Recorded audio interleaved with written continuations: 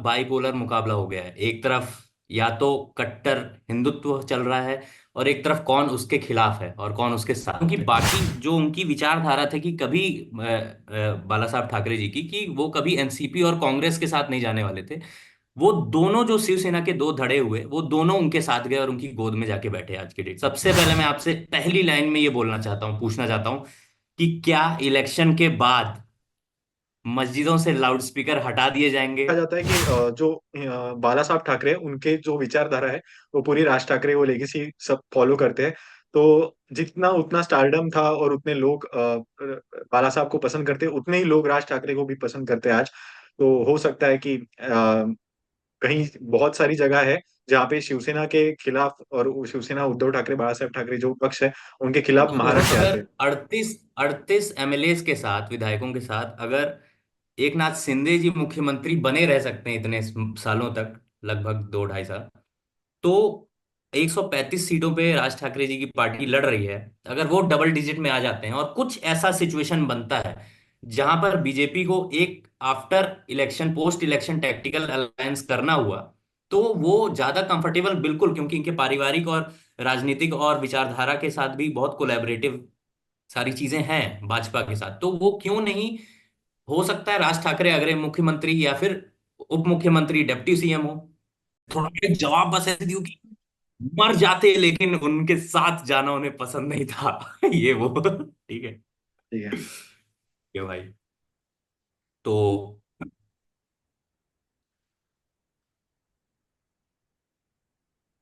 मस्त है। मैं शुरू करूं क्या? हाँ, तो ये शुरू है या मैं करूँ, जैसा भी जाए।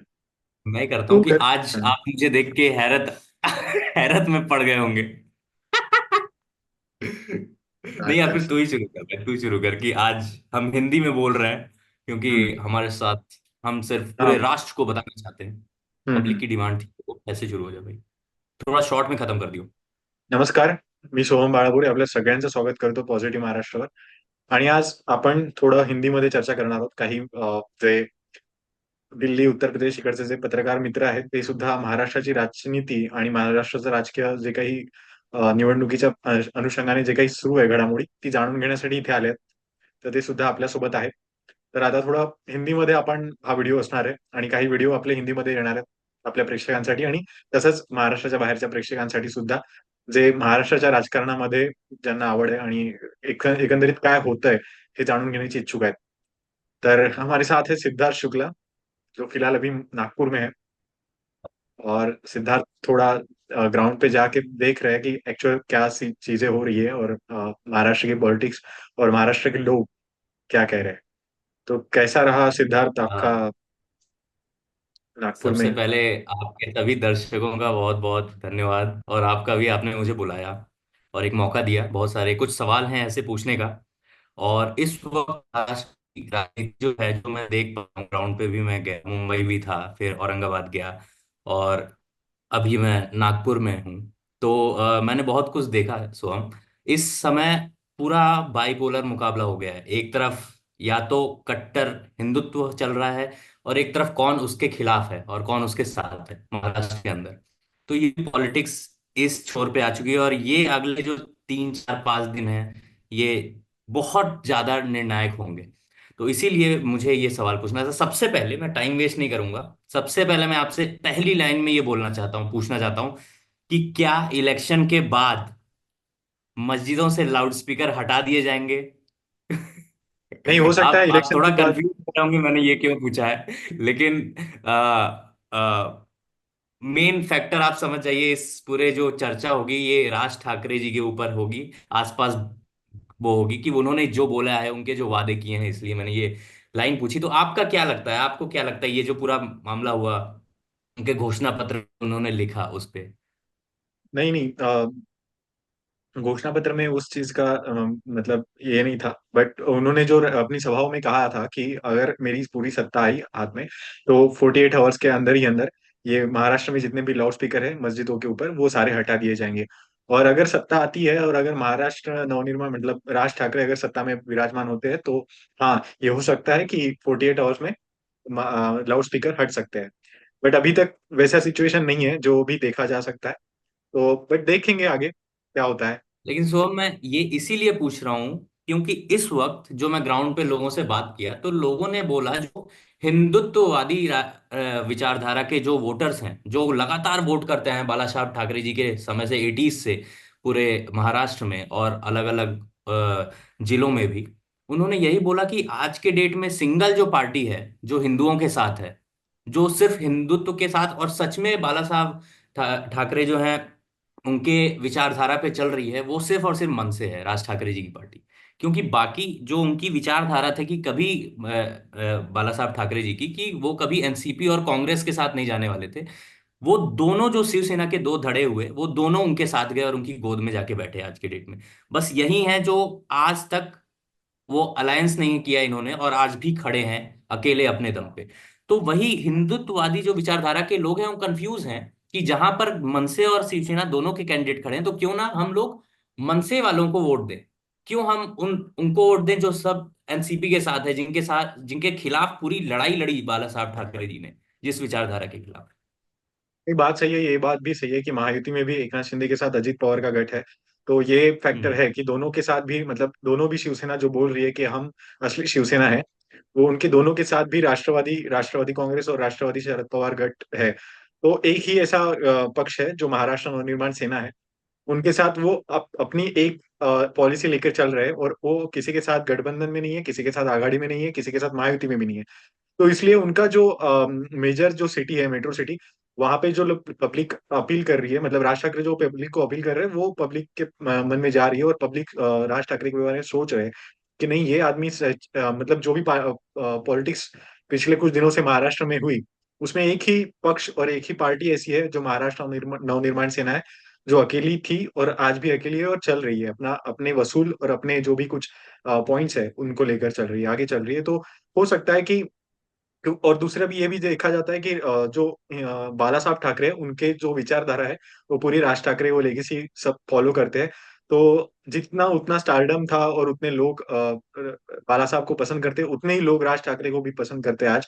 तो हो सकता है कि कहीं बहुत सारी जगह है जहाँ पे शिवसेना के खिलाफ, और वो शिवसेना उद्धव ठाकरे बाला साहब ठाकरे जो पक्ष है, उनके खिलाफ महाराष्ट्र नवनिर्माण सेना के लीडर खड़े हैं।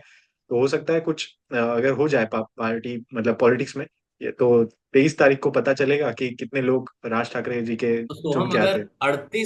38 एमएलए के साथ, विधायकों के साथ, अगर एक नाथ शिंदे जी मुख्यमंत्री बने रह सकते हैं इतने सालों तक, लगभग 2 ढाई साल, तो 135 सीटों पे राज ठाकरे जी की पार्टी लड़ रही है। अगर वो डबल डिजिट में आ जाते हैं और कुछ ऐसा सिचुएशन बनता है जहां पर बीजेपी को एक after election, post election tactical alliance करना हुआ, तो वो ज्यादा कंफर्टेबल, बिल्कुल, क्योंकि इनके पारिवारिक और राजनीतिक और विचारधारा के साथ भी बहुत कोलैबोरेटिव सारी चीजें हैं भाजपा के साथ, तो वो क्यों नहीं, हो सकता है राज ठाकरे अगले मुख्यमंत्री या फिर उप मुख्यमंत्री, डिप्टी सीएम हो। नहीं, बिल्कुल सही बात है कि अगर कुछ ऐसी चीजें हो सकती है पॉलिटिक्स में, तो राज ठाकरे जी ने भी कहा है, उनके इंटरव्यूज में, काफी सारे इंटरव्यूज में उन्होंने कहा है कि मैं अगली अगली बार जो सत्ता आएगी उसमें महाराष्ट्र नवनिर्माण सेना ये सरकार में बैठेगी, और हमारे भी मंत्री जो सरकार में इन्वॉल्व होंगे। और जैसे कि 2 डिजिट की बात की है, अगर महाराष्ट्र नवनिर्माण सेना को 2 डिजिट में कुछ एमएलए उनके चुन के आते हैं, तो डेफिनेटली ऐसा हो सकता है कि मतलब मुख्यमंत्री तो बता नहीं सकते कितनी सीट्स आते हैं, उन पे डिपेंड है। उप मुख्यमंत्री मनसे के राज ठाकरे तो नहीं होंगे, वो कुछ अपने लीडर्स दे सकते हैं, कि बाला नांदगांवकर साहब है जो गृह मंत्री भी रह चुके हैं, गृह राज्य मंत्री, तो उनको उप मुख्यमंत्री के तौर पे देखा जा सकता है। बट ऐसा हो सकता है कि अगर 2 डिजिट में अगर चुन के आए मनसे के, तो हो सकता है कि वो पार्टी मतलब इन्वॉल्व होगी सरकार में, और उनके काफी कुछ मंत्री भी हो सकते हैं। और दूसरी चीज ये है कि वो देवेंद्र फडणवीस जो है उनका, और बीजेपी के जो काफी सारे लीडर है, अभी जैसे अमित ठाकरे चुनाव में उतरे, तो आशीष जो महाराष्ट्र के है, सॉरी, महाराष्ट्र भारतीय जनता पक्ष के जो है आशीष शेलार, उन्होंने महाराष्ट्र नवनिर्माण सेना के अमित ठाकरे को समर्थन दिया था, और बोला था कि महायुति ने अपना उम्मीदवार अमित ठाकरे के खिलाफ नहीं देना चाहिए। और आज भी वो बोल रहे हैं कि मैं अगर दोस्ती के हिसाब से और बाकी सारी चीजों के हिसाब से मांगू, मतलब बोलूं, तो मैं उस पॉइंट पे अभी भी हूँ, और मुझे आनंद होगा कि अगर अमित ठाकरे चुन के आए तो ये सारी चीजें जो बता रही है पॉलिटिक्स में। और देवेंद्र फडणवीस भी बोल रहे हैं कि हमारे मतलब राज ठाकरे हमारे दोस्त है, और वो अपनी अपनी अलग पार्टी और अपने अलग कैंडिडेट मैदान में उतार कर लड़ रहे हैं। बट वो हमारे दोस्त है और हम हमारे करीबी है। और दूसरी चीज, राज ठाकरे जी ने भी बात की थी कि जैसे सरकार आने के बाद मन से सत्ता में होगी, और बट उन्होंने ये नहीं कहा था कि मन से महायुति का मतलब महायुति के साथ जाएगी, बट उन्होंने ये कहा था कि मन से सत्ता में होगी। तो डेफिनेटली ऐसा हो सकता अच्छा। है। अब बोला तो जाता है, कितना सीट मिल रही है वो बात अलग है, बट बोला तो जाता है कि मन से सरकार में होगी। और हो भी सकता है अगर ऐसी सिचुएशन आ गई कि महायुति को मन से की जरूरत पड़ी, तो डेफिनेटली उप मुख्यमंत्री के तौर पे किसी कोई चेहरा देख सकते हैं हम, या मुख्यमंत्री के तौर पे भी हो हाँ सकता है बिल्कुल, कोई अगर चेहरा। बीजेपी 38 38 विधायक वाले शिंदे जी को सीएम बना सकती है, तो अगर इनकी डबल डिजिट में हो गई, तो क्यों नहीं इनको हाँ नहीं, डेप्यूटी सीएम मन से अगर बड़ा। डबल डिजिट में आ हम्म। गया तो उप मुख्यमंत्री या मुख्यमंत्री कोई भी हो सकता है। और दूसरी चीज ये देखी जा रही है इस समय कि 25 मतलब 113 133 कुछ सीटें हैं जो राज ठाकरे जी लड़ रहे हैं। बट उनमें भी 25 से 30 सीट ऐसी है जो पूरी पावर से, पूरी मतलब पूरे टैक्टिक से और पूरा ध्यान देकर वो लड़ी जा रही है। ऐसे कुछ 25 से हम्म। 30 सीट है। और इस 25 से 30 सीट में अच्छा, अगर 10 सीट भी आ गई ना, तो हो सकता है ये राज तो ठाकरे हमें बहुत मुख्यमंत्री। इनसाइडर न्यूज जो दी है ना सोहम जी, कि 25 सीटें हैं जिसपे पूरा पूरा अभी देखा जा रहा है कि जीत सकती है मन से और जीत आ सकती सकती है। है। तब तो फिर मुझे लग रहा है कि बीजेपी वाले चाहें तो एनसीपी और पूरे शिंदे जी को हटा के सीएम बना देंगे इन्हीं को। नहीं मतलब 25 सीट में पूरा ध्यान दे के लड़ रही है मन से, पूरा अपना जो भी हाँ। अपनी ताकत है उस ताकत से लड़ रही है। अब 25 में से कितनी आती है, दो अगर डिजिट में आ गई, आपने जैसे कहा था, तुमने जैसे कहा था कि 2 डिजिट आने चाहिए, तो 2 डिजिट में आ गई तो फिर तो ये भोंगे जो है तो उतरने वाले पॉपुलर हैं। पॉपुलर क्वेश्चन यही है सोहम, यहीं से मैं वापस अपने पहली लाइन पे जाऊंगा। तो अगर ये ऐसा हो गया, तो क्या महाराष्ट्र के में जितने मस्जिद हैं उसके बाहर से सारे लाउड स्पीकर हटा दिए जाएंगे नहीं, 48 घंटे में? अगर ऐसा हो गया तो अगले 48 आवर्स के अंदर अंदर ये पूरे जो मस्जिद के भोंगे हैं वो सारे हटा दिए जाएंगे, और वहां पे स्पीकर जो है वो सारे हटा दिए जाएंगे। डेफिनेटली जो अरे राज ठाकरे बोलते हैं वही होता है। अच्छा। हाँ, क्योंकि राज ठाकरे का तो स्टाइल मैंने देखा है कि जो बोल दिया वो करना है। हाँ हाँ, वही वही। और पिछली बार भी। एक चीज इससे सोहम, हाँ क्या बोल रहे हाँ थे हाँ, आप? नहीं नहीं, बोलो बोलो, तुम बताओ। तो एक एक इससे क्वेश्चन आ रहा है मेरे दिमाग में, क्योंकि मैं महाराष्ट्र की पॉलिटिक्स जब भी जितना भी दूर से देखता हूँ। एक नाम है इम्तियाज जलील, एआईएमआईएम के जो नेता हैं। एक टाइम पे हम्म। बहुत उनका, आज से 4 5 साल पहले तो वर्चस्व बहुत ज्यादा था महाराष्ट्र की पॉलिटिक्स में, जब एमएलए कुछ थे। काफी सीटें जीती एआईएमआईएम ने। तो मुझे वहां एक जानना है कि हमेशा वो, जब भी मैंने देखा है राज ठाकरे ने कुछ बोला है अगर, तो उन्होंने उसका काउंटर किया है। लेकिन इस बार एक भी बयान नहीं, एक भी राज ठाकरे जी के लिए कोई उनका काउंटर करते हुए नजर नहीं आ रहे हैं दूर दूर तक। ऐसा लग रहा है कि कहीं बच रहे हैं राज ठाकरे से, वो उनके हाँ नहीं, ऊपर बयान देने से। डेफिनेटली ये दिख रहा है कि इसके एआई पीछे क्या है? नहीं, असरुद्दीन ओवैसी जी की पार्टी जो है वो कोई राज ठाकरे जो भी बोल रहे हैं आज, राज ठाकरे जी जो भी बात कर रहे हैं तो उसको कोई विरोध नहीं कर रहा है और कोई बात भी नहीं कर रहा है। क्योंकि उनको पता है कि अगर हम राज ठाकरे जी का विरोध करें तो राज ठाकरे जी का जो एक ऑरा है और जो बात करने का है, और उनको सभा जो बोलते हैं, तो उनको और ज्यादा प्रतिसाद वहां पे मिल सकता है। तो ये उनका भय है, भय भी बोल सकते हैं, या राज ठाकरे जी से डर गए हैं। असरुद्दीन ओवैसी हो या इम्तियाज जलील हो या अकबरुद्दीन ओवैसी हो, जो कोई राज ठाकरे के खिलाफ नहीं बोल रहा है। क्योंकि उनको पता है कि अगर हम राज ठाकरे जी के खिलाफ बोलेंगे तो राज ठाकरे जी हमें फाड़ के रख देंगे। तो वो हम्म। नहीं चाहते कि वो फट जाए, सीधी और बात है। इधर इनकी सीटें बढ़ेंगी और ये सीधा बीजेपी के हाँ साथ मिलके सरकार भी बना सकते हैं। हाँ, तो इसलिए तो एक मतलब चीज। ये है कि अगर इम्तियाज जलील या असरुद्दीन ओवैसी या अकबरुद्दीन ओवैसी कोई भी अगर राज ठाकरे के खिलाफ बोले, तो एक माहौल तैयार हो जाएगा हिंदुत्व का, और तगड़ा माहौल। और अगर हिंदुत्व का जो मतलब शेर जो था कि राज ठाकरे है जो हम्म। भी, तो वो अगर मतलब आज था, मैंने इसलिए बोला कि 18 तारीख आज है और खत्म हो गया अब चुनाव, कि हम्म। मतलब अभी चुनाव नहीं हो सकते, और मतलब चुनाव का जो सभाएं वगैरह है वो सब स्टॉप हो गई।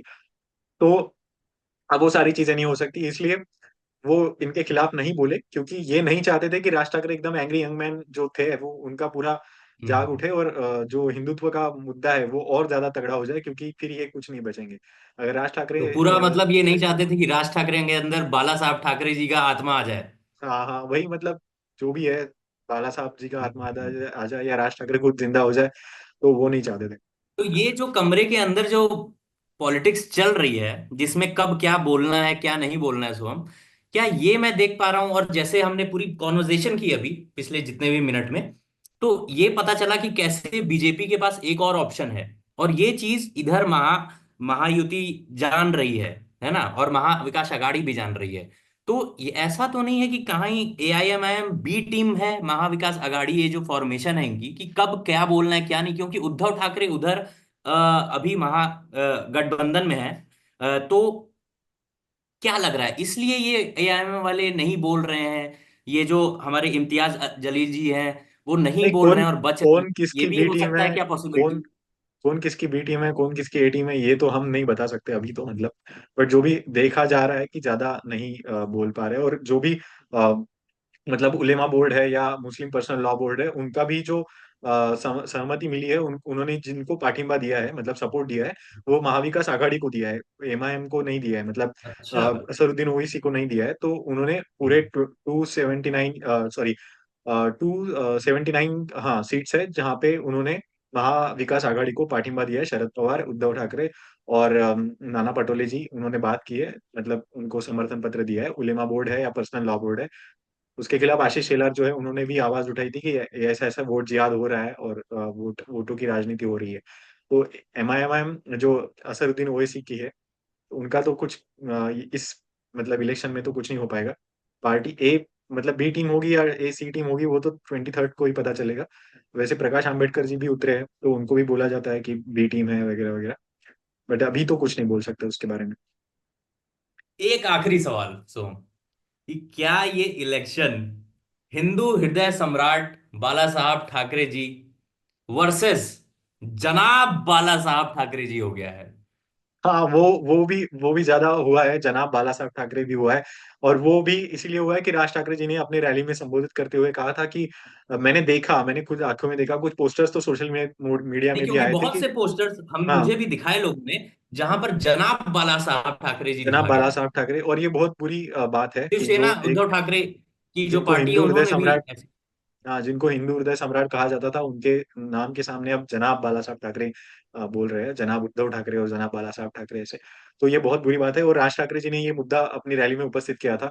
तो उसके बाद भी मतलब कुछ ऐसे लीडर है, मतलब यहाँ पे दिंडोशी विधानसभा एक मतदार संघ है, वहां पे तो उनका जो कैंडिडेट खड़ा है उद्धव बाला साहब ठाकरे पक्ष का, तो उन्होंने तो अपना पर्चा भी उर्दू में छपवाया है और उर्दू में बांट रहे हैं। उसके ऊपर अच्छा। जनाब बाला साहब ठाकरे, मतलब जो बोलते हैं वो लोग, तो उन हिंदू हृदय सम्राट बाला साहब ठाकरे, उनकी भी तस्वीर है हमारे लिए, तो हिंदू हृदय सम्राट ही रहेंगे, वो कितना भी कुछ बोले।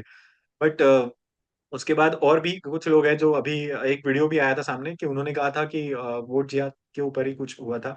मतलब ऐसे काफी सारे वीडियोस भी आ रहे हैं सामने। पिंडोशी के सुनील प्रभु है शायद, वो तो उनकी मीटिंग्स के भी, जो मुस्लिम मुल्ला मौलवी है, उनके साथ बैठ के वो वीडियोस भी बाहर आ रहे हैं। तो बहुत सारा हो रहा है अच्छा, कि ये ये सब भी चल रहा है अभी, मतलब हाँ, जो कमरे ये में शिवसेना, हिंदू इनसाइड हृदय सम्राट पॉलिटिक्स। शिवसेना बाला साहब ठाकरे की जो शिवसेना थी, वो आज वो शिवसेना नहीं रही है, वो अब आज जनाब उद्धव ठाकरे की शिवसेना हो गई है। ओके। तो इतना मुझे सोहम समझ में आया, जो कि मैं ग्राउंड पे भी था और लोगों ने भी मुझसे यही बातें बोली, वही मैं आपसे भी समझना चाहता था, कि आज पूरी खिचड़ी बनी हुई है महाराष्ट्र में। लेकिन एक जो फिगर है जिन पे आज हमने बात की, राज ठाकरे जी पे, तो वो बस एक हैं जो ऐसे टिके हुए हैं और खड़े हैं अपने विचारधाराओं के साथ, जो विचारधारा उनकी चली आ रही है इतने सालों से। बाकी सब लोग कहीं ना कहीं मिले जुले और एक हाथ एक मिला के एक आगे बढ़ मुद्दा रहे हैं। मुझे इसमें ये भी ऐड करना है कि राज साहब ठाकरे जी ने ये भी बात कही थी कि मैंने जब स्पीकर लाउड स्पीकर का मुद्दा उठाया था और मैंने बोला था कि हमारे मस्जिदों के ऊपर के जो स्पीकर है वो उतार देने चाहिए, तो उसके हम्म। बाद अगर वो आप नहीं उतारते हो तो हमारे जो लोग हैं वो वहां जाके हनुमान चालीसा बोलेंगे। और वैसा हुआ भी था यहाँ पे। तो उसके अच्छा। वो जो लोग, जिस जिन जिन लोगों ने, मतलब महाराष्ट्र नवनिर्माण नवनिर्माण सेना की पार्टी के जो जो लोग थे, जिन जिन लोगों ने वहां पे हनुमान चालीसा बोली है, उन मतलब करीब करीब 18,000 लोग बोले जा रहे हैं, मतलब पार्टी जो कैंडिडेट्स थे उनके ऊपर गुने दाखिल किए हैं उनके ऊपर, मतलब कुछ ना कुछ कलमे लगाकर और सारी चीजें। तो उस टाइम FIR वगैरह हुआ। हाँ, एफआईआर किया है। और उस टाइम पे जो मुख्यमंत्री थे वो उद्धव बाला साहब ठाकरे थे, मतलब हिंदुत्व के ही जो अच्छा। एक, हाँ, कि हनुमान चालीसा के खिलाफ जो एक चेहरा उभरा है, तो वो उद्धव ठाकरे। क्योंकि वो एक दूसरी चीज भी ये भी देखी थी कि नवनीत राणा और रवि राणा, ये दोनों बाहर जाके, उनके घर के बाहर जाके हनुमान चालीसा पढ़ने वाले थे, उनको उठा लिया। वो सारी चीजें। बट उसके हम्म। बाद भी जो एक मुझे एक बात बतानी थी कि राज साहब ठाकरे ने ये भी कहा था कि अ, जो मैंने मुद्दा उठाया लाउड स्पीकर का, तो लाउड स्पीकर यहाँ की जो मतलब सरकार थी वो तो नहीं बंद कर पाई, बट उत्तर प्रदेश के जो योगी आदित्यनाथ थे उन्होंने वहां पे हम्म। स्पीकर हटवा दिए। तो मतलब ये इम्पैक्ट पड़ रहा है। हम्म। तो कहीं तो इम्पैक्ट पड़ रहा है। हाँ, कहीं तो तो ये इम्पैक्ट पड़ रहा है। एक और चीज जो मुझे लग रही है कि दो बाला साहब ठाकरे जी के दो जो एक पुत्र हुए और एक राज ठाकरे हुए, तो उद्धव ठाकरे आजकल हाथ में रुद्राक्ष पहन के चलते हैं जैसे बाला साहब चलते थे। और उन्होंने उनका रुद्राक्ष अपना लिया है और राज ठाकरे जी ने उनकी विचारधारा अपना ली है। हाँ वही है, राज ठाकरे जी ने उनकी विचारधारा अपना ली है। एक ने और उन्हें रुद्राक्ष। एक ने उन्हें जनाब बना दिया और एक ने उन्हें हिंदू हृदय सम्राट बना दिया। हाँ वही वही, हिंदू हृदय सम्राट तो बने हुए थे, बट वो उस किताब के हम्म। ऊपर उनको मान सम्मान अभी भी दिया दिया है। और वो हाँ। देते रहते हैं हमेशा ही। उनके उनकी जो विचारधारा है, उनकी जो लीगेसी है, वो वही फॉलो कर रहे हैं। और जो भी हम अब देख रहे हैं कि उद्धव ठाकरे जी पार्टी, शिवसेना पार्टी कहाँ से कहाँ लेकर आ गए। मुसलमानों को अभी मुस्लिम जो मतलब पार्टीज है और कांग्रेस है वो सबसे पास नहीं लगती है, बट शिवसेना उद्धव बाला साहब ठाकरे पार्टी सबसे हाँ, वो पास तो लगती है। मैंने देखा, आज लोगों भी से बात की। जब भी कभी ट्रैवल करता हूँ, लोकल में जाते हैं, लोकल में कुछ लोग ऐसे दिखते हैं कि जो उद्धव ठाकरे जी, उनके जो पार्टी के लीडर्स हैं, उनके जो भाषण है या रैलीज है, वो कान लगा लगा के सुनते हैं। और वो है मतलब हाँ, मैंने पूरी मुस्लिम। औरंगाबाद में देखा ना। औरंगाबाद में मैंने जिसने जितने भी मुस्लिम समुदाय के लोगों से बात की, वो सब लोग में से 99% लोगों ने उद्धव ठाकरे जी को बोला कि बहुत अच्छे मुख्यमंत्री हैं और हम बहुत सपोर्ट करते हैं और हमारे लिए बहुत काम करते हैं। ये तो मैंने देखा है, जो चेंज आया है पूरा महाराष्ट्र में, कि कौन किसके खिलाफ था वही लोग साथ हैं और जो जिसके साथ थे वही उसके खिलाफ हैं, समझ ही नहीं आ रहा है। लेकिन खैर, आज हमने राज ठाकरे जी पे बात की और आपने बहुत डिटेल में सारी चीजें बताई और समझाया, उसके लिए बहुत बहुत शुक्रिया। हम फिर अगली वीडियो में मिलेंगे। अगर लोगों ने हम जिन्हों पे जिन पे भी वो बात करना चाहेंगे, जो भी लोग चाहते हैं हम जिन पे बात करें, हम उस पे अगले वीडियो में बात करेंगे। तो आप लोग भी कमेंट्स करिएगा आप किस पे चाहते हैं। और असली बात जो सच में इलेक्शन की बात है, ऊपर ऊपर की बातें नहीं, हम लोग असली बातें करते हैं, खुल के बात करते हैं जो सच में चल रहा है ग्राउंड पे। ठीक है। बिल्कुल धन्यवाद बिल्कुल धन्यवाद बिल्कुल स्वामी। बिल्कुल सिद्धार्थ। और तुम भी मतलब आप महाराष्ट्र में आए हो, महाराष्ट्र का माहौल पूरा देख लो, महाराष्ट्र जान लो। उसके बाद यूपी के बारे में भी बात करनी है, यूपी में भी इलेक्शन हो रहे हैं, तो उसके भी बारे में बात करेंगे। और बिल्कुल, यूपी महाराष्ट्र की में कुछ जनता भी दिनों में दिल्ली चाहती है। में भी इलेक्शन होगा। हाँ, उस पे उसकी भी भी हम अपनी बातें जनता करेंगे। को अवगत हाँ कराएंगे। बिल्कुल बिल्कुल बिल्कुल।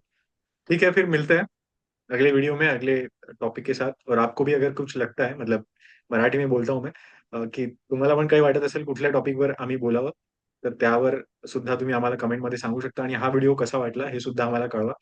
त्याचबरोबर आमचं चॅनल सबस्क्राईब करा आणि इतरही व्हिडिओज जे आमच्या चॅनलवरती आहेत ते पाहायला विसरू नका। जय हिंद, जय महाराष्ट्र। और मैं सारे मनसे के लोगों से तो स्पेशली बोलूंगा कि इस वीडियो को जितना पूरे मनसे से लेके हर जगह फैलाएं और बताएं कि क्या चल रहा है लोगों को। और प्लस उन लोगों को भी जिन्हें महाराष्ट्र की पॉलिटिक्स में सच में इंटरेस्ट है पूरे देश में। नमस्कार। बिल्कुल बिल्कुल, नमस्कार।